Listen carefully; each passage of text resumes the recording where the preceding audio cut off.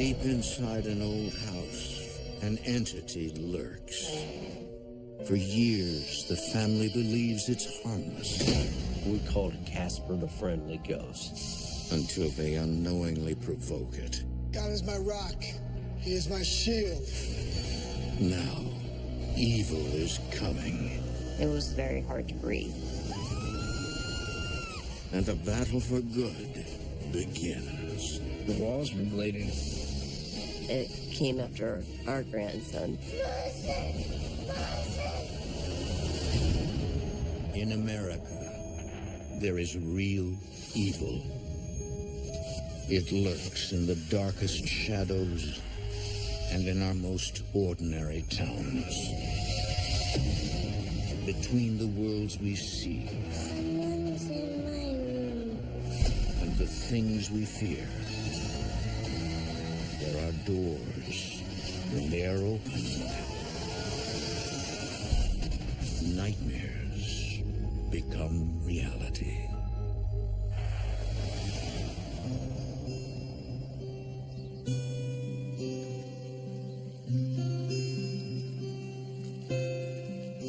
In the late 80s, Bob Cranmer purchases a home in the neighborhood where he grew up. As a child, I just would peer in the windows from the sidewalk. I always wanted to be part of the house because of what it represented: success, old-style living. But over the years, Bob, his wife, and their 4 children discover the house has secrets. After our first weeks in the house, we came to the conclusion that we had a ghost. Every light would be on. Things would move, or the water would just turn on out of nowhere.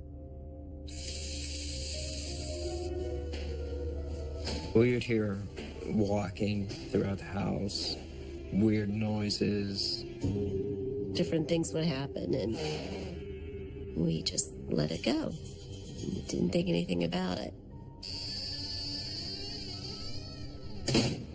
We called it Casper the Friendly Ghost.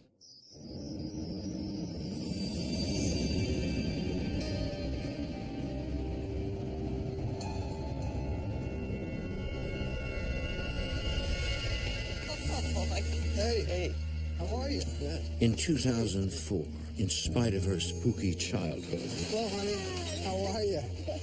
Jessica, the eldest, moves back home with her new husband, Tom. This one for you. Hold on, guys. And son, Colin. You got it? Take this one. All right. I always knew there was stuff going on at the house. I guess chalk it up to being an old house, and certain things are going to happen in an old house. I didn't think it was that much of an issue when we moved in. You sure this is okay, Dad? You kidding me? I'm the luckiest guy in the world. You got my whole family together. Glad to be here. I love you, honey. I love you too.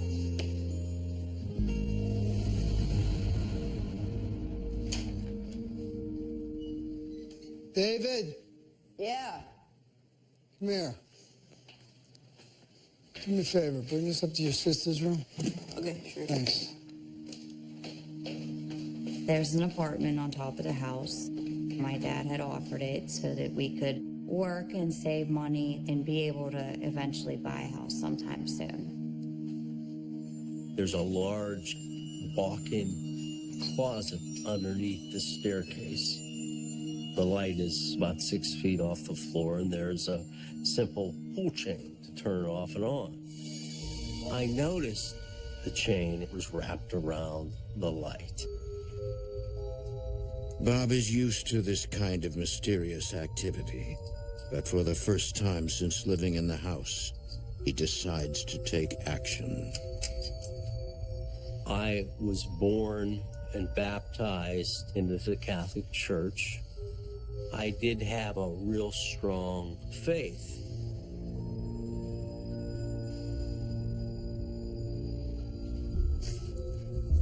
I took a set of rosary beads. I simply tied them to this chain on the light in the closet.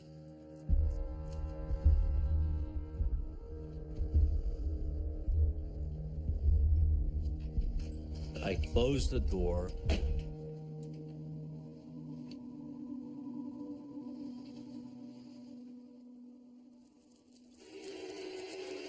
I heard something in the closet.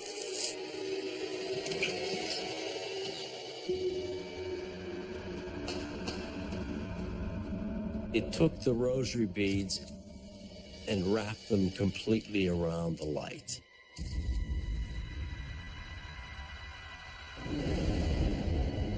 Alarmed, Bob takes it to the next level. I took my Bible. God is my rock. And I spent about a half an hour in that closet reading scripture. With him I take refuge. He is my shield and the horn of my salvation. God is my stronghold. God keeps me safe from all enemies. This is the word of the Lord. I could feel it when I was in the closet with it. Was it cold? Was it hot? No. And I could feel it there with me. I had crossed the line to where I was interacting with a supernatural being. I wasn't sure where this was going to go.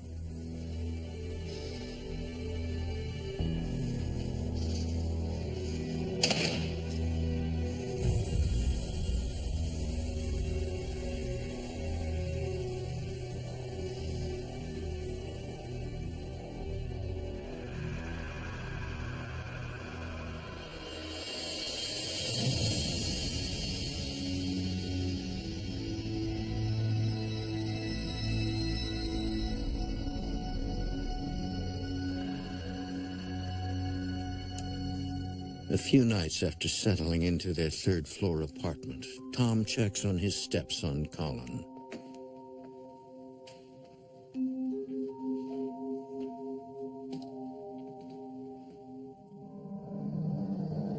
Jess?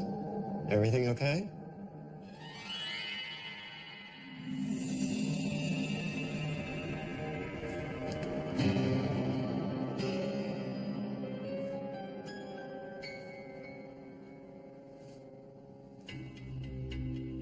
Jessica? Hey, buddy. Concerned, Tom rushes to tell his wife what he saw. There was something in Colin's room standing over Colin's bed. I was trying to think of every possible way for it not to be true because I didn't want to think of something harming Colin. Taking no chances, Bob decides to spend the night in the room praying.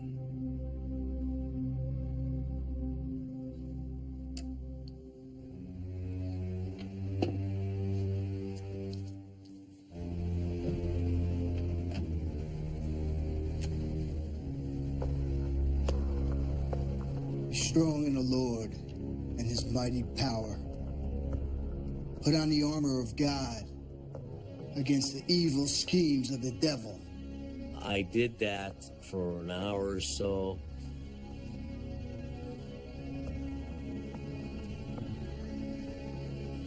I laid down on Colin's little bed and I fell asleep.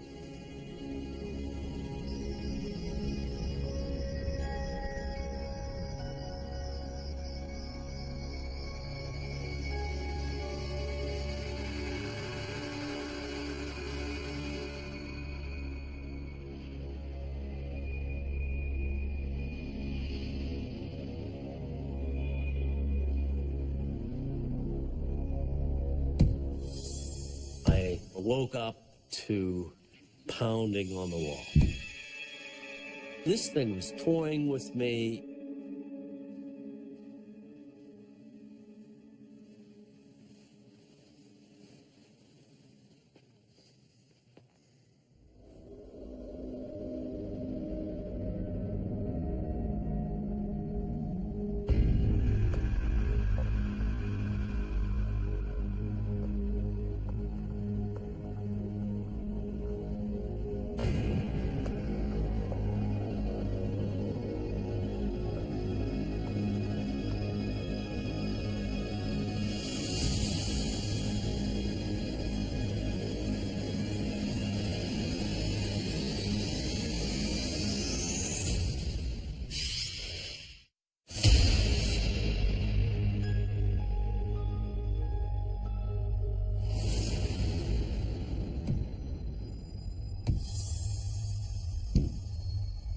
Bob Cranmer has lived with what he believes to be a harmless ghost for years.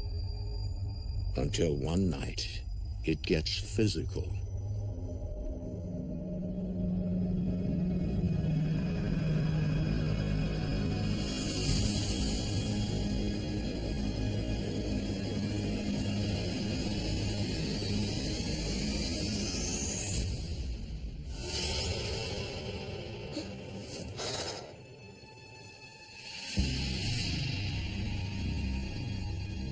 I noticed stinging on my neck.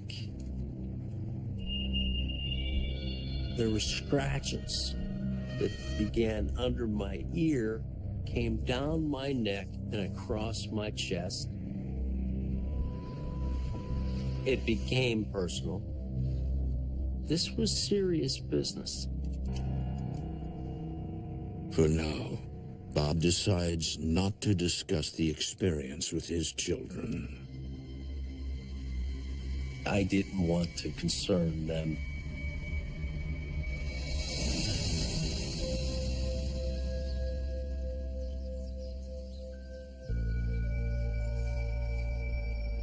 One afternoon, the Cranmers' oldest son, Bobby, is hanging out in the house.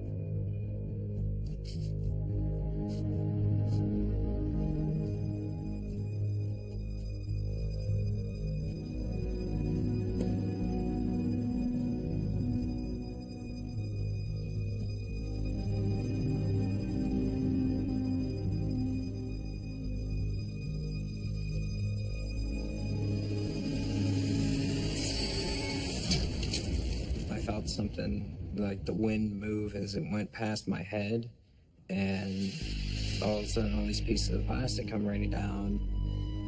The whole thing took maybe, a split second. Just very fast.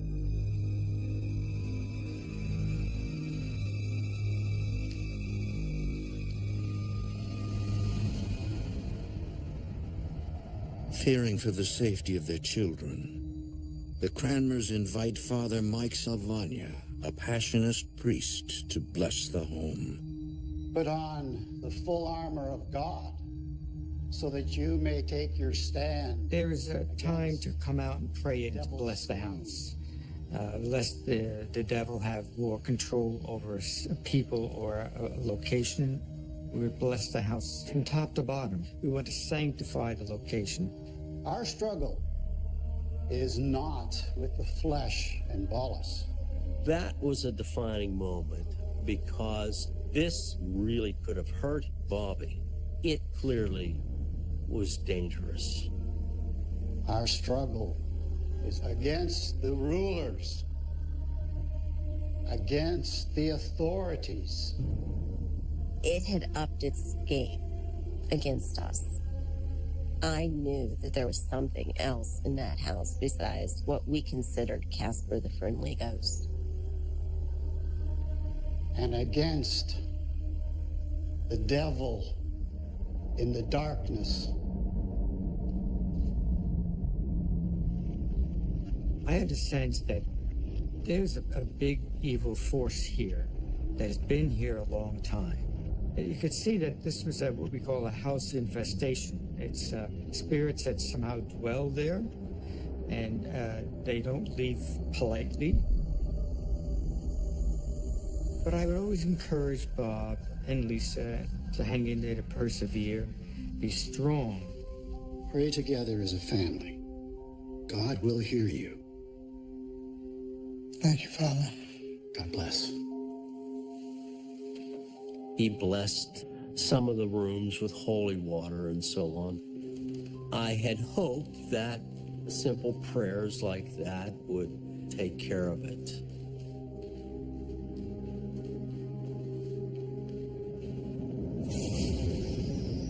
One night, while Jessica's husband and son are out, she finds herself alone in their third-floor bedroom.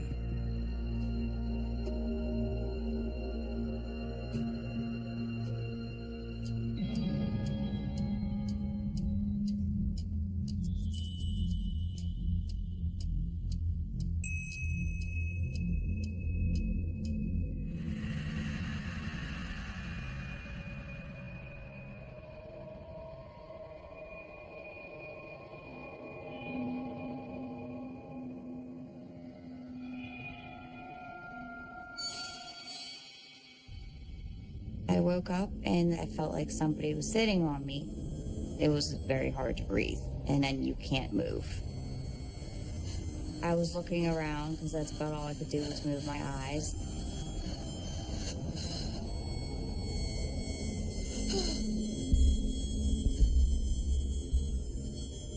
I saw a dark figure standing at the foot of my bed.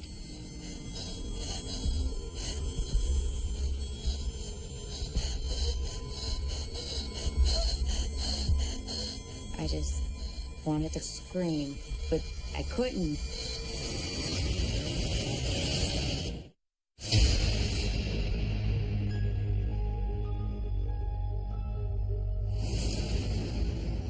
For years, unexplainable events have been taking place in the Cranmer family's old house. One night, someone or something pays their daughter Jessica a visit. I woke up and couldn't move. I see a figure at the foot of the bed.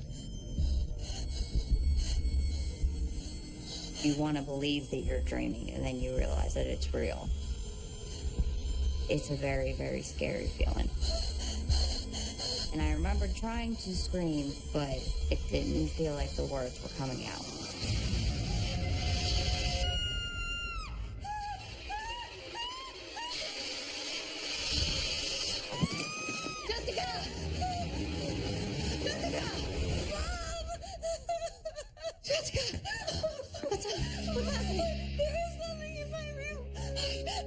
I couldn't move or speak. I really didn't even know how she got up there, because I didn't feel like I was screaming so that anybody could hear me. It's okay. It's okay. Jessica was petrified. She was shaking and crying. From that point on, I wasn't comfortable. I didn't like going to sleep at night thinking, am I going to wake up and have that happen to me again? It's okay.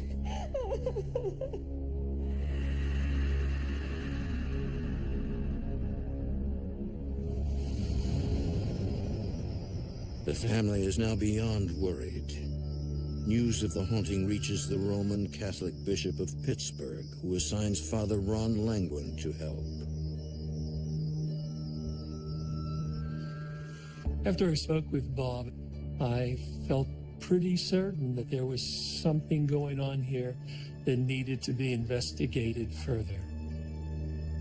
I told Bob that this was not going to be an easy fix. Evil is not that easy to overcome. Father Ron says you have two options here. Thank you. Stay and fight, and we will help you through this entire thing, or you can leave.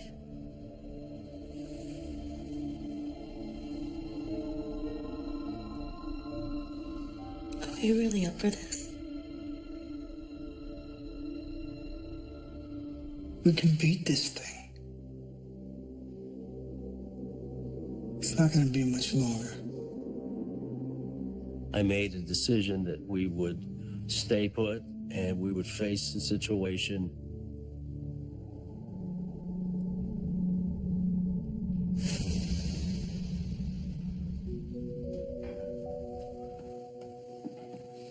Hey guys, go help your mother in the kitchen. Hey, sweet. Hi, hon. Oh, look who it is. Up before noon. Oh, morning, sleepyhead. Take a seat. I couldn't sleep. Tossed and turned all night. Bobby, what happened? Oh, my God. What is that? It's burning. I had 3 6-inch long, like, razor kind of scratches. Bob! What? What's the matter? Oh, my God. What happened? Did you fall? No. David. Dad, what are you doing?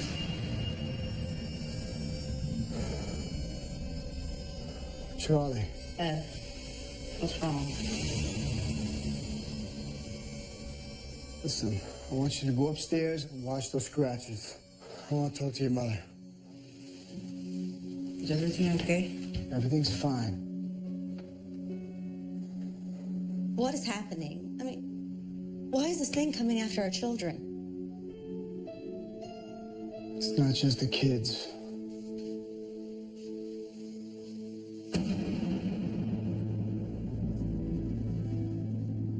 At least you're safe. Lisa? Lisa? Talk to me. It bit me very hard.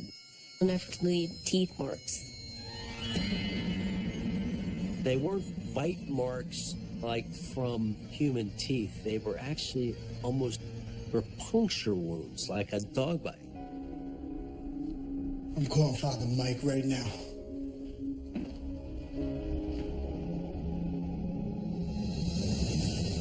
Bob and Lisa alert Father Mike to the escalating danger.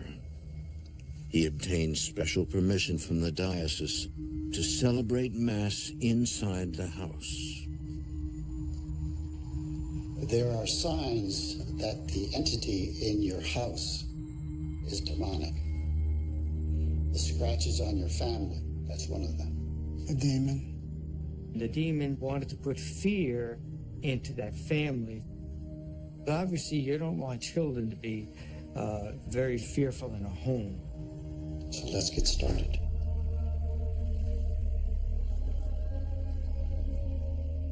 I celebrate the Mass to sanctify, to drive away the evil spirits. Let us proclaim the mystery of faith. Let us pray. We had Mass with Father Mike. We had both hoped that he would come and do the blessing on the house, and then it would stop.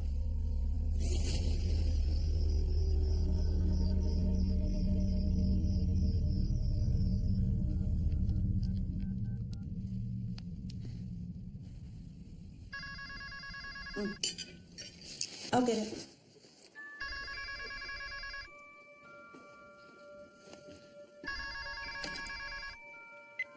Hello?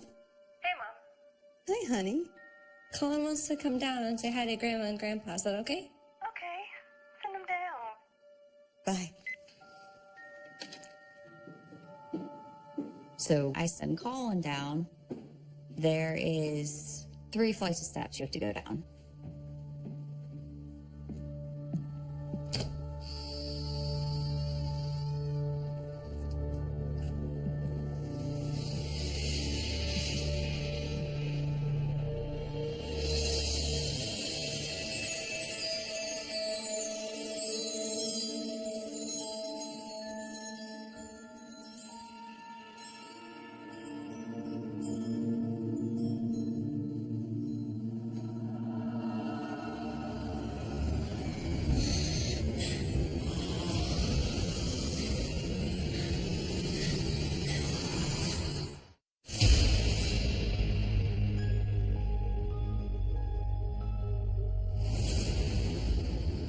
Colin has just encountered the demonic entity haunting his grandparents' house.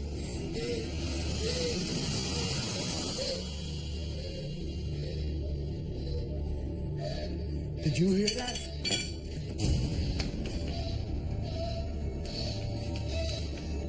I rushed up the steps to find Colin hyperventilating and shaking. What's the matter? What happened?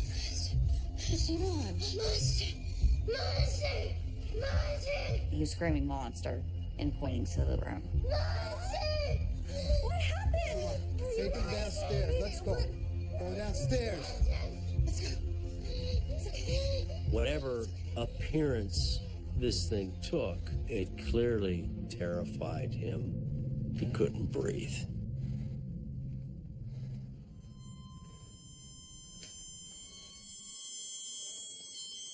This thing was drawn to terrify and hurt children.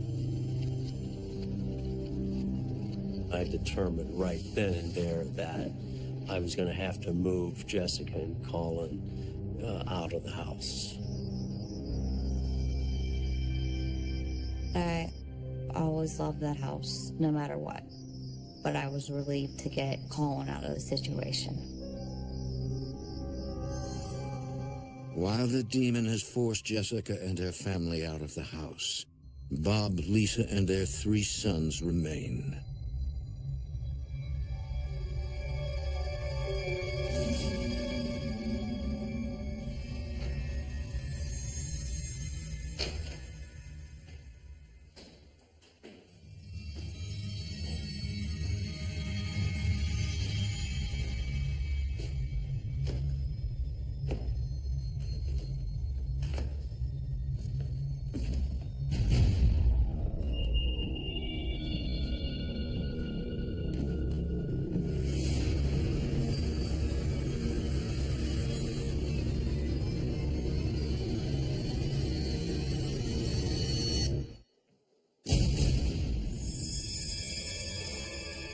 I saw all of this blood on the wall, and it was still wet. You could see where the large drops hit the wall, splattered, and then ran down. Bobby! Come here! It was as if to mimic the priests and how they throw holy water throughout the house.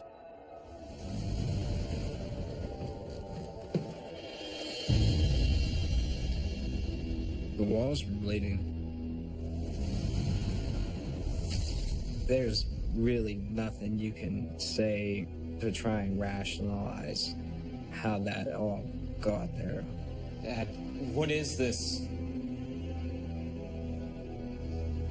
I don't know. That is definitely a very specific kind of message. What do you do in that situation other than be terrified? At that point in time, I realized that this thing thinks it has won. Again, the family turns to the Catholic Church for help. As this whole situation developed, we reached a point where I was about ready to make a recommendation to the bishop that we should have an exorcism of the place. But before the church will sanction the exorcism, the family must go through one more step. We had to have some type of outside, non-religious, secular verification that things were going on in the house that were supernatural, that this is not psychological, this is in fact a demonic entity.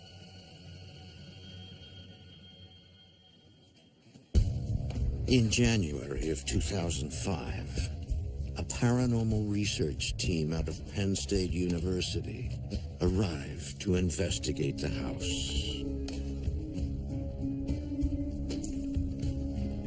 The first thing that happened was Bob took me on a tour of the house.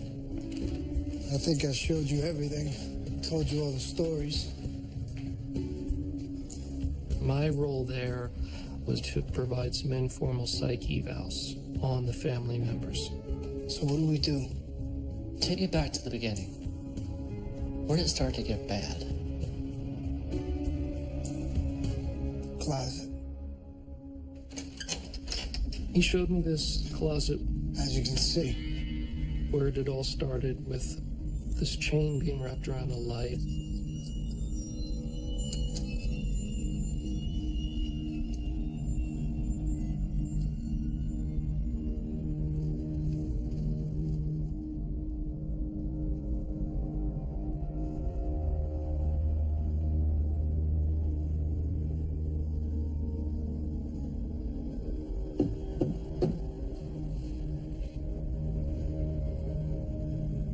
There was this really intense feeling. I don't call it psychic or any of that. It's just there was a strong feeling that the demon was under there, under the stairs, you know, somehow in that closet.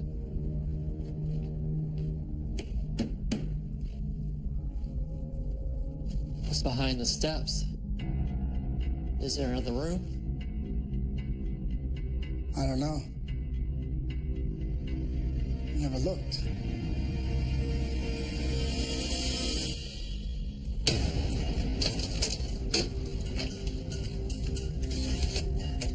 The only way to get in that space is to cut the wall out in the back of the closet, which was not an easy thing to do.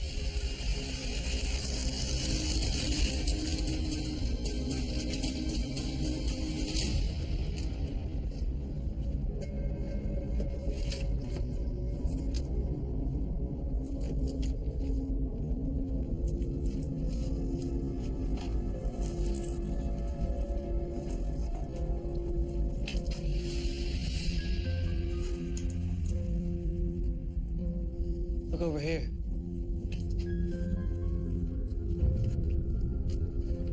There's a small shelf, almost like an altar.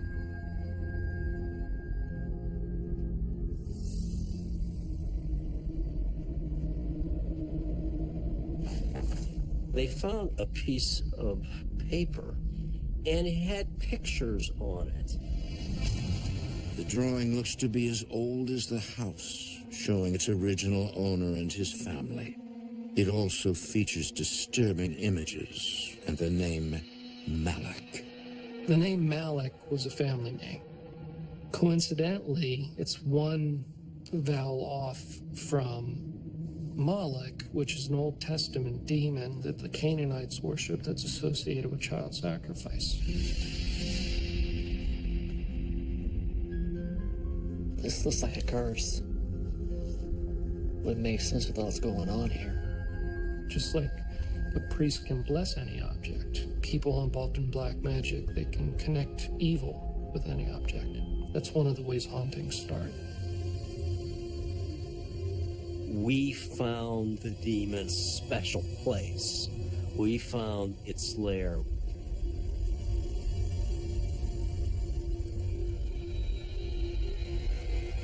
Adam leaves the group to take a moment.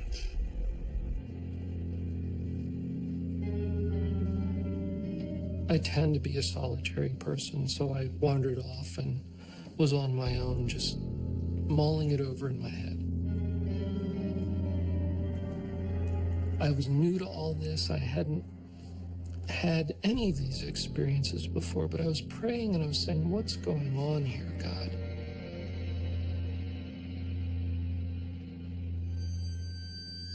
In my mind, I suddenly saw these letters just form.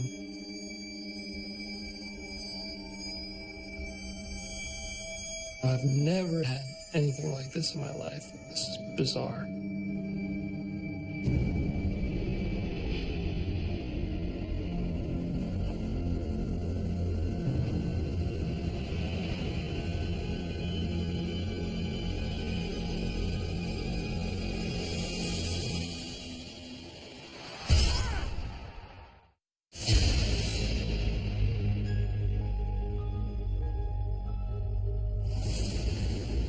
While investigating the evil plaguing the Cranmer family, paranormal experts discover a demon's lair hidden inside their home.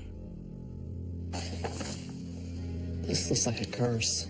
Adam Bly has never experienced anything like this before. he suddenly struck with a vision of letters floating before his eyes. I suddenly got woozy, a little bit dizzy.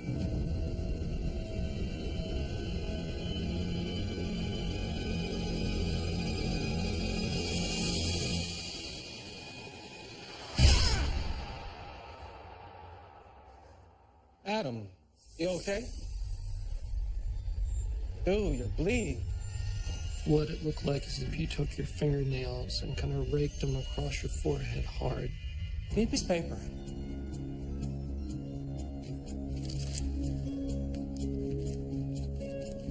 What's that? Where's the laptop? It's in the living room. The letters appear to form a word, Sati. Adam does a search and discovers it's a name. It's said that this name was a demon whose function was to encourage women to sacrifice their children.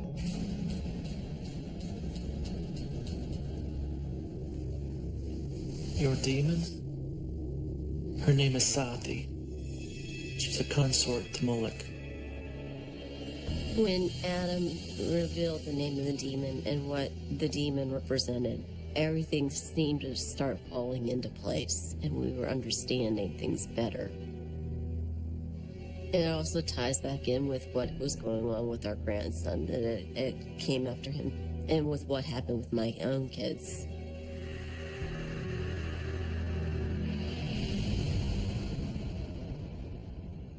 Based on this new revelation, Bob looks through the research he has gathered on the history of his house and land. One story of a tragic massacre that took place near his property immediately stands out. I read of a very violent Indian war that took place in the early 1790s. A woman and her 3 children had been killed by the Indians some distance from Fort Pitt.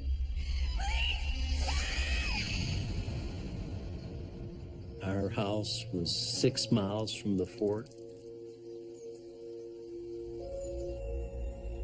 I can't believe all this. So much evil. So much death. It's no wonder it attracted a demon.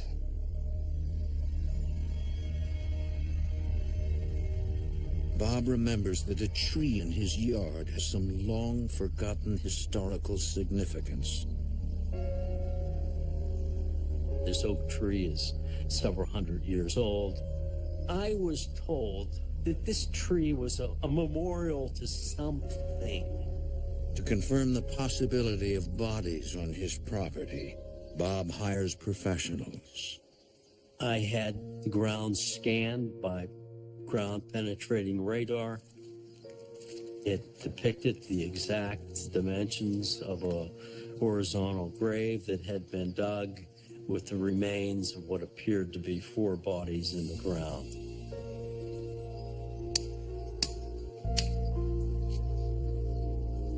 But the question remains, how and why did the demon come inside?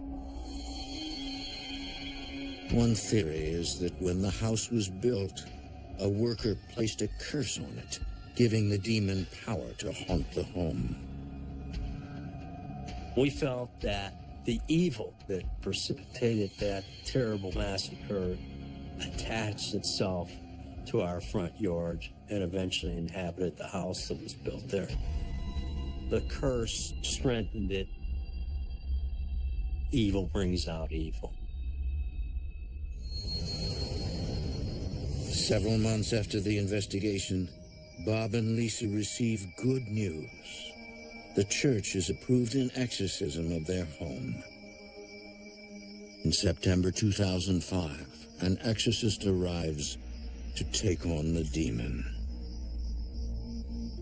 I can only speak in terms of our diocese. I'll be a priest 50 years, and I don't know of any other case where An exorcist was called in.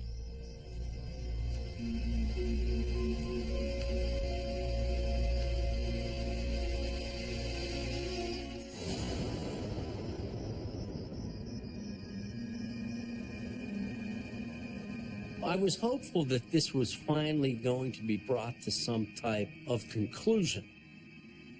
And after this exorcist came, the house did seem somewhat different. The atmosphere in the house had changed. The house lightened up. Months passed by without incident.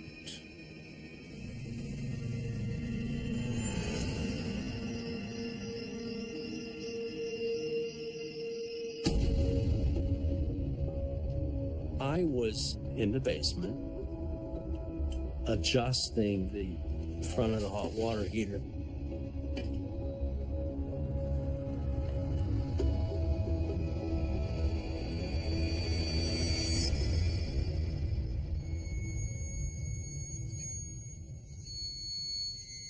As I looked up, I saw this entity.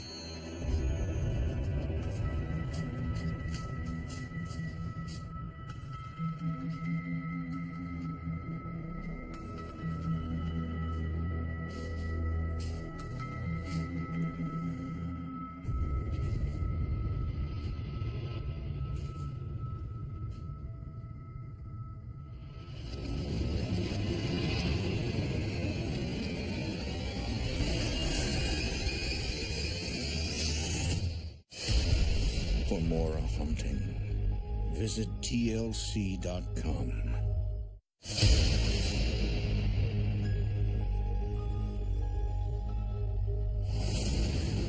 Several months after an exorcism of the Cranmer house is performed, Bob senses the demon is back.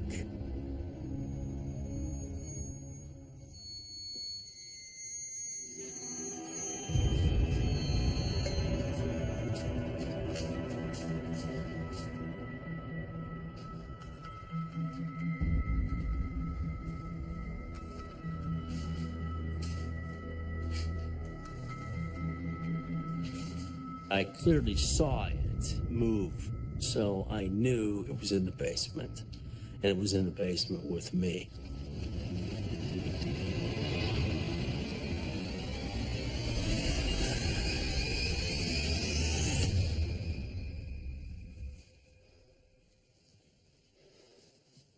Bob says, I saw something down there.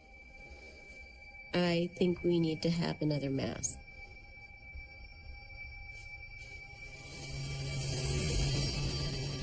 Bob contacts Father Mike. And he said to his disciples, "Take this and eat. This is my body, which has been given up for you." We all heard it scratching on the wall. And before he was given up to death, he said, "Drink this."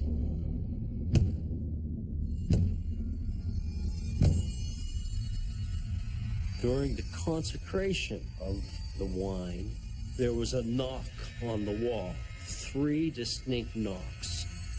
This is my blood. Do this in memory of me.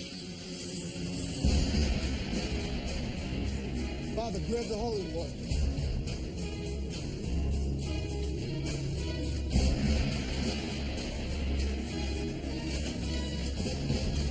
Over here. I could just sense that it was in the corner, that it was there. Our Father, who art in heaven, hallowed be thy name. We felt we cornered this thing. It was its last hiding place, its last den, as it were. And we just pounded it with prayer. And forgive us our trespasses, as we forgive those who trespass against us. And lead us not into temptation, but deliver us from evil. There was no loud clap of thunder or lightning. I think this thing was just finally spent. And it gave up. Glory be to God.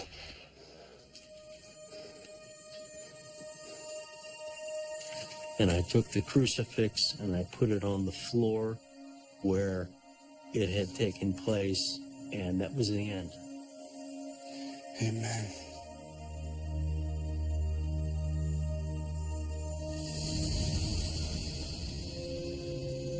It seemed like a brand new day. I just felt a sense of peace.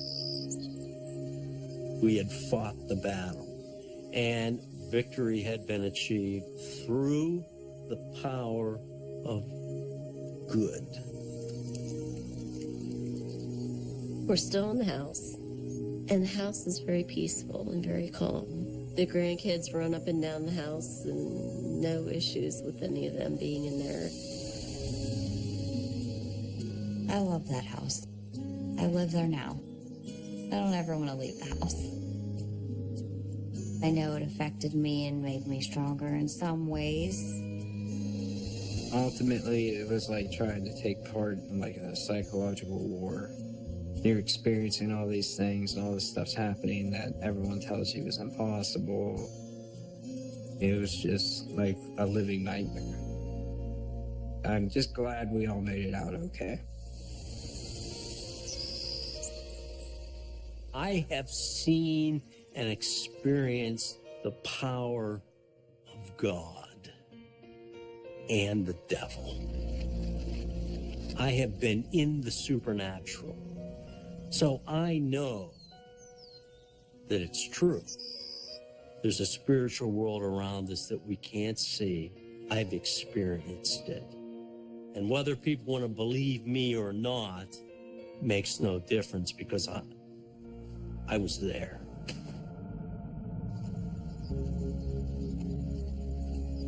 The initial plaque to mark it as a historic landmark said the Malik House. And after we went through all this, I don't want this to be the Malik House. I call it Grand Oaks Manor. Our new house, new name. I love it. This house is ours now.